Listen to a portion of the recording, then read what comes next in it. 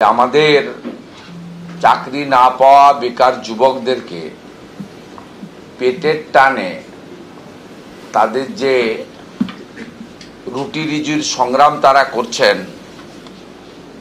টোটো চালিয়ে সেই বিষয়ে তাদেরকে একটু সতর্কীকরণ করা দরকার রয়েছে।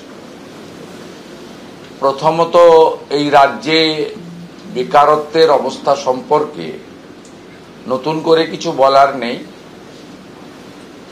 এই রাজ্যে school service commission, public service commission, police recruitment board, staff recruitment board এবং অন্যান্য যতগুলি আছে, কোঅপারেটিভ সার্ভিস কমিশন থেকে মিউনিসিপ্যাল সার্ভিস কমিশন, এদের ভয়াবহ চিত্রের কথা সবাই জানেন। নতুন পোস্ট তো ক্রিয়েশন দূরে থাকুক, বর্তমান সরকারের সময়কালে আগের অর্থমন্ত্রী, বর্তমান মুখ্যমন্ত্রীর অর্থনৈতিক উপদেষ্টা ডক্টর অমিত মিত্রর নেতৃত্বে 6 লক্ষ স্থায়ী পোস্টকে বিলুপ্ত করা হয়েছে। সবাই জানেন এগুলো। তাই এই রাজ্যে বাধ্য হয়ে শুধু রিড অ্যান্ড রাইট নয়, মাধ্যমিক, উচ্চ মাধ্যমিক, গ্র্যাজুয়েশন, এমনকি খুঁজলে MA পাসও হয়তো পাওয়া যাবে। এই যুবকরা এবং কোথাও কোথাও সামান্য সংখ্যক হলেও যুবতীরা, বোনেরা, অল্প সংখ্যায় হলেও তারা টোটো চালিয়ে সংসার প্রতিপালন করেন।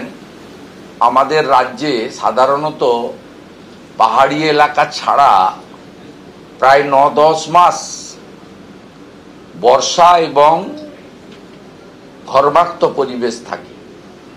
ডিসেম্বর জানুয়ারি বাদ দিলে পুরোটাই বলা যেতে পারে। এবং এই রকম একটা সময়ে আমরা অনেকেই যখন এসি চালিয়ে কাজ করি বা গাড়িতে যাই, তখন এই লক্ষ লক্ষ যুবককে এই রকম একটা প্রতিকূল আবহাওয়ার মধ্যে জীবন যুদ্ধের সংগ্রাম করতে হয় নিজের সংসারের অর্থনৈতিক দায়িত্ব নেওয়ার জন্য। আমি 18-19 সালে পরিবহন মন্ত্রী থাকার সময় তখন একটা সার্ভে করানো হয়েছিল। তার যেটুকু আমার কাছে, আমার মেমোরিকে রিকল করলে আমি পাই, তখনই 3.5 লক্ষ টোটো ছিল। পরবর্তীকালে ই রিক্সার কনসেপ্ট এলেও সেটা রাজ্যে চালু থাকা টোটোর 10% হবে কিনা সন্দেহ আছে। কারণ ই রিক্সা কস্টলিও বটে এবং তার অনেক রকম বিষয়বস্তু আছে। আমাদের কুটির শিল্পের মতো এলাকায় এলাকায় ছোট ছোট যে লেদগুলি আছে, বা আমাদের দেশীয় কথায় কামারশালা বলা হয়, সেগুলোতেই অধিকাংশ টোটো তৈরি হয় এবং সেগুলো যুবকরা, অধিকাংশই শিক্ষিত যুবক, বাধ্য হন এগুলো চালিয়ে সংসার চালাতে। সম্প্রতি চাকরি দিতে না পারা এই রাজ্যের মুখ্যমন্ত্রী এবং টোটো চলাচলের ক্ষেত্রেও ট্রাফিকের যে নিয়ম বা ইত্যাদি আছে সেটাও মেনটেন হয় না। মানে টোটো চলুকও আমরা চাই, ট্রাফিক বা যানজটও না হোক এটাও আমরা চাই। সেটা তো অন্য পর্যায়ে, সেটা আমি আজকে আর বলছি না। আমার ধারণা 18-19-এর পরে এখন যদি প্রকৃত সার্ভে করা হয়, এই সংখ্যাটা 5 লক্ষের কাছাকাছি হবে। 18-19-এই আমি দেখেছি 3.5 লক্ষ এসেছিল হিসাব মতো, এখন সেটা 5 লাখের কাছাকাছি হবে। রাজ্য সরকার একটি বিজ্ঞপ্তি জারি করেছেন, অনলাইনে কতগুলো ফর্ম ইত্যাদি তারা দিয়েছেন। এটার সঙ্গে দুটো বিষয় মূলত যুক্ত রয়েছে। একটা বিষয় হলো 8 লক্ষ কোটি টাকা ঋণ করা রাজ্য সরকার টোটোগুলিকে রেজিস্ট্রেশনের নামে টাকা তুলতে চায়। ফিজ নির্ধারিত করা হয়েছে রেজিস্ট্রেশনের জন্য 1000 টাকা। 5 লক্ষ গুণিতক 1000 অ্যামাউন্টটা নিশ্চয়ই ছোটখাটো অ্যামাউন্ট নয়, এবং প্রত্যেক মাসে 100 টাকা করে, মানে বছরে 1200 টাকা।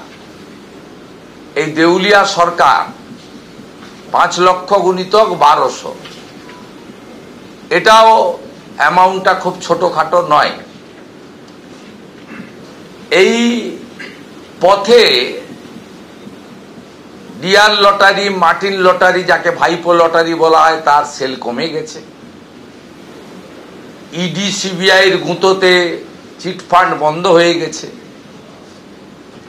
এখন রাজ্য সরকার মূলত মদ নির্ভর। 20,000 নতুন মদের দোকান দিয়েছে। সামনে নির্বাচন, নভেম্বর ডিসেম্বর মাসে আবার কিছু দান খয়রাতি করতে হবে, 100-200 টাকা ভাতা বাড়াতে হবে, খরচ আছে। তাই এই ধরনের একটা প্রক্রিয়া তারা চালু করেছেন, এবং মোটর ভেহিকেল অ্যাক্টে ই রিক্সা ছাড়া রেজিস্ট্রেশন হয় না। তাই কায়দা করে ই রিক্সা অবলিক টোটো লিখে দিয়েছেন, যাতে সবকেই 1000 টাকা চাঁদা তোলা হয়। আমি রেজিস্ট্রেশন নিয়ে বিজেপির পক্ষ থেকে আপত্তি করছি না। আমি বলবো, দয়ার সাগর মুখ্যমন্ত্রী কত চাই? 85, 90, 95, 1,10,000। খুশি তো? তাই এই মুখ্যমন্ত্রী যেন এই প্রান্তিক, অত্যন্ত হাড়ভাঙা খাটুনি, অনিশ্চিত রোজগার, প্রতিকূল আবহাওয়ার মধ্যে কাজ করা শিক্ষিত যুবক বা যারাই চালেন, রিড অ্যান্ড রাইট সাধারণ গ্রামের মানুষও যারা চালান, তাদের ক্ষেত্রে রেজিস্ট্রেশন ফি এবং মাসিক 100 টাকা মুকুব করুক। এটা বিরোধী দলনেতার রাজ্য সরকারের কাছে দাবি এবং আবেদন। দ্বিতীয়ত, নির্বাচনের ঠিক 6 মাস আগে, যখন আগামী 4 মাসের মধ্যে নির্বাচনী নোটিফিকেশন বা মডেল কোড অফ কন্ডাক্ট চালু হতে যাচ্ছে, তখন এই 5 লক্ষ টোটোকে রেজিস্ট্রেশনের নামে নিজেদের নিয়ন্ত্রণে আনার একটি অপচেষ্টা বলেও আমাদের মনে হয়েছে, যাতে তৃণমূলের মিছিল মিটিংয়ে তো এখন লোক হয় না।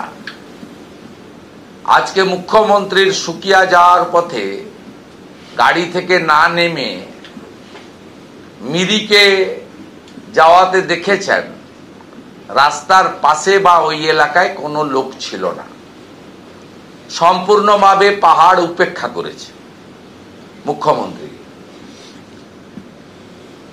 একইভাবে গতকাল ধূপগুড়িতে ত্রাণ শিবিরে যাবেন বলে যাননি, এলাকায় ব্যাপক ক্ষোভ হয়েছে, যেখানে আগামী 16 তারিখে আমি যাচ্ছি।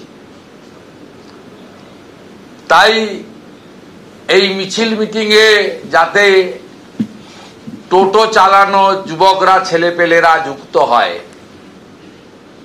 ভিড় হয়, এইভাবে তাদেরকেও রাজনৈতিকভাবে বলির পাঁঠা করার একটা অপচেষ্টা বলে মনে হয়। কারণ তৃণমূলের মিছিলে এখন মুসলিমদের সংখ্যাও কমে গেছে। সম্প্রতি হায়দ্রাবাদের সাংসদ আসাউদ্দিন ওয়াইসির পার্টি মুসলিম ইত্তেহাদুল মুসলমিন অথবা পীর সাহেবের পার্টি আইএসএফ তাদের মিছিল মিটিংয়ে মুসলিমরা বেশি করে ভিড় করছেন এবং তারা বলছেন ওয়াকফ অ্যামেন্ডমেন্ট বিল নিয়ে মমতা ব্যানার্জি দিল্লিতে গিয়ে আন্দোলন করতে বলেছেন, তাই আমরা মমতা ব্যানার্জিকে বলছি দিল্লিতে গিয়ে ভোট চান।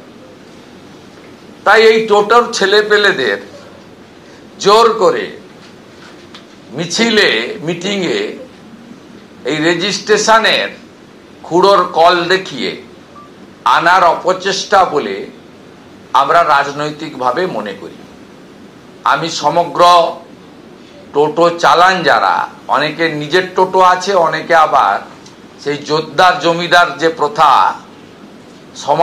সমবায়ের মাধ্যমে উঠে গেছিল স্বাধীন ভারতে, এই বাংলাতে আবার ফিরে এসেছে। আপনারা জানেন কলকাতায় হাতে টানা রিক্সা বাবুদের বাড়িতে থাকতো, 100, 150, 200 রিক্সা সকালবেলা 6টার সময় নিয়ে আসতে হতো, সন্ধ্যাবেলা জমা দেওয়ার সময় 50, 100, 200 করে টাকা দিয়ে আসতে হতো। এখনো এই রাজ্যে এই টোটো অনেক জায়গায় মহাজনী নিয়ন্ত্রণে গেছে। যাদের অনেক পয়সা আছে, বৈধ বা অবৈধ, তারা 100, 150 টোটো করে রেখেছেন। সারাদিন টোটো চালানোর পরে কোথাও 100 টাকা, কোথাও 200 টাকা মহাজনকে দিয়ে আসতে হয়। তাই মমতা বন্দ্যোপাধ্যায় অনেক কাজ করেছেন, তার মধ্যে এই মহাজনী প্রথা, জোরদার জমিদারের ব্যবস্থাপনাও, হাতে টানার রিক্সা হয়তো উঠে গেছে, সামান্য 2-4টা চোখে পড়ে, কিন্তু এই টোটোর মাধ্যমে সেই প্রথাও অনেক জায়গায় তিনি ফিরিয়ে এনেছেন। তাই দয়া করে এই যারা কায়িক পরিশ্রম বা কৃচ্ছ সাধন করে নিরুপায় হয়ে নাই রাজ্যের বাংলাতে টোটো চালিয়ে সংসার প্রতিপালন করছেন, তাদেরকে রেজিস্ট্রেশন করুন, রেজিস্ট্রেশন ফি নেবেন না। মাসে 100 টাকা অর্থাৎ বছরে 1200 টাকা নেবেন না। রাজনৈতিক টুল হিসেবে ব্যবহার করবেন না, এটা সরকারের কাছে দাবি এবং হুঁশিয়ারি। আর টোটো চালকদের কাছে পরিষ্কারভাবে বিরোধী দলনেতার বক্তব্য যে প্রধান বিরোধী দল ভারতীয় জনতা পার্টি আপনাদের সঙ্গে আছে, আপনারা 1 টাকাও দেবেন না।